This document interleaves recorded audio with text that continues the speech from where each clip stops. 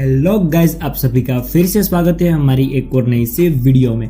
So guys, आज मैं बात करने वाला हूँ थियोरी ऑफ टाइम ट्रैवल और टाइम ट्रैवल पॉसिबल है या नहीं उसके बारे में आज हम बात करेंगे। और टाइम ट्रैवल हम किन किन तरीकों से कर सकते हैं उसके बारे में भी आज हम बात करने वाले हैं। सो बिना टाइम वेस्ट करते हुए लेट्स गेट स्टार्टेड।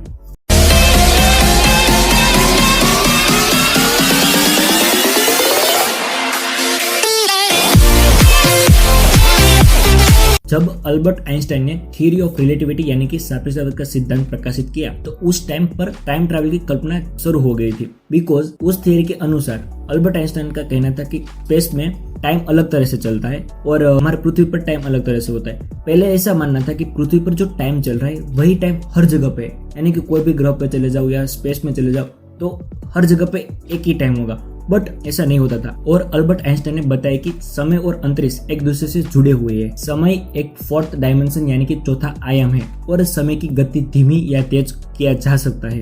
ये तो बात होगी टाइम ट्रैवल ऑफ थियरी। अब बात करते हैं कि टाइम में ट्रैवल किया जा सकता है या नहीं। अगर हम साइंटिफिक व्यू से देखने जाए तो टाइम ट्रैवल संभव है और अगर देखा जाए तो हम अभी भी टाइम में ट्रैवल ही कर रहे हैं। हम सभी भूतकाल में से निकलकर वर्तमान में होते हुए लगातार भविष्य की ओर बढ़ते चले जा रहे हैं। इसी को हम टाइम ट्रैवल कहते हैं। बस फर्क इतना है कि अभी जो हम टाइम ट्रैवल कर रहे हैं उतना टाइम ट्रैवल करने भी हमको उतना ही टाइम लग रहा है। बहुत कंफ्यूजन हो गया। मैं आपको सिंपली समझाता हूँ। आपको टाइम में 1 घंटा आगे जाना है तो आपको 1 घंटा टाइम ट्रैवल करना पड़ेगा, तभी आप एक टाइम में 1 घंटा आगे जा सकते हो। सो यहाँ पे हमारी जो स्पीड है टाइम ट्रैवलिंग की वो स्पीड है 1 घंटा प्रति 1 घंटा। मीन्स के हम टाइम में आगे बढ़ रहे हैं बट टाइम के साथ ही बढ़ रहे हैं। हमारा जो टाइम ट्रैवलिंग का स्पीड है उतनी स्पीड है जो जितना टाइम लगता है। अगर हमने इस स्पीड को यानी कि 1 घंटे प्रति 1 घंटे की स्पीड को अधिक कर दिया तो टाइम में ट्रैवल किया जा सकता है। आइंस्टाइन ने अपने स्पेस रिलेटिविटी के सिद्धांत में बताया कि समय यात्रा संभव है, यानी कि टाइम ट्रैवल पॉसिबल है। आइंस्टाइन ने बताया कि अगर कोई वस्तु जितनी ज्यादा तेजी से चलेगी उसके लिए टाइम उतना ही धीमा होता जाएगा और वो वस्तु किसी स्थिर परिवेश के सापेक्ष में भविष्य में होगी, मीन्स के वो फ्यूचर में पहुंच जाएगी। और एक बात है कि ऐसा कहा जाता है कि भविष्य में यात्रा करना यानी कि फ्यूचर में जाना वो संभव है बट भूतकाल में जाना वो थोड़ा सा संभव नहीं है, ऐसा कहा जाता है। और स्टीफन हॉकिंस ने बताया कि अगर भूतकाल यात्रा संभव भी है और अगर हम टाइम मशीन भविष्य में बना भी पाए तो टाइम मशीन के बनाने के समय से पहले की यात्रा संभव नहीं है। सो अब हम बात करते हैं टाइम ट्रैवल करने के तरीकों के बारे में।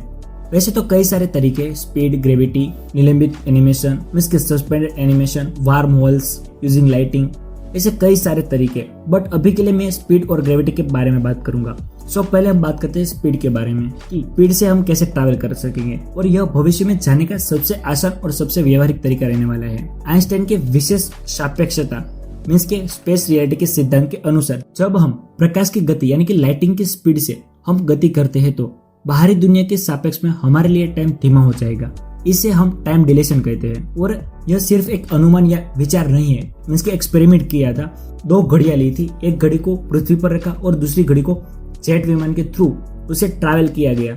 और जेट, आपको पता होगा कि जेट विमान की स्पीड बहुत ही होती है। सो थोड़ा टाइम के बाद देखा गया कि जो जेट में रखी हुई घड़ियाल थी उसका टाइम और हमारी जो पृथ्वी पर रखी थी घड़ियाल उसका टाइम मैच नहीं हो रहा था। जो आगे वाले जो जेट विमान में घड़ी थी उसका टाइम थोड़ा स्लो चल रहा था पृथ्वी के घड़ियाल के अकॉर्डिंग। सो इससे पता चलता है कि जब हम बहुत तेजी से ट्रैवल करते हैं तो हमारे लिए टाइम स्लो हो जाता है। सो इससे हम टाइम ट्रैवल कर सकते हैं।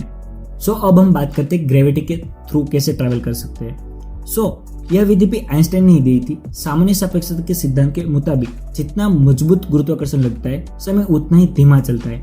जैसे कि आप पृथ्वी के केंद्र में करीब होते हो तो गुरुत्वाकर्षण की शक्ति बढ़ जाती है। एग्जाम्पल के लिए हमारे सिर के मुकाबले हमारे पैरों के लिए समय धीमा हो जाता है और इस थियरी को भी प्रूफ किया गया है। 2010 में US national institute of standard and technologies के फिजिसिस्ट ने शेल्फ पर 2 परमाणु घड़ियों को रखा जो एक दूसरे से 33 सेंटीमीटर ऊपर थी और टिकिंग की दर मीन्स के रेट ऑफ टिकिंग में अंतर को मापा और पाया कि निचली घड़ी थोड़ा धीमी हो गई है क्योंकि यह थोड़ा मजबूत गुरुत्वाकर्षण महसूस करती है। सो इससे स्पष्ट है कि भविष्य में यात्रा करने के लिए हमें अत्यंत ही मजबूत गुरुत्वाकर्षण क्षेत्र की आवश्यकता होगी जैसे कि ब्लैक होल में होता है। सो गाइस, आज के वीडियो को यहाँ तक रखते हैं और बाकी के जो 3 वे है टाइम ट्रैवल के उसके बारे में मैं किसी और वीडियो में बात करूंगा। और आपको इस वीडियो से कुछ नया जानने को मिला हो या कुछ नया सीखने को मिला हो तो इस वीडियो को लाइक और हमारे चैनल को सब्सक्राइब करना मत भूलना। और आपको ये वीडियो कैसी लगी वो भी आप मुझे कमेंट करके बताना। सो मिलते हैं किसी और वीडियो में किसी और टॉपिक के साथ, तब तक के लिए गुड बाय, जय हिंद।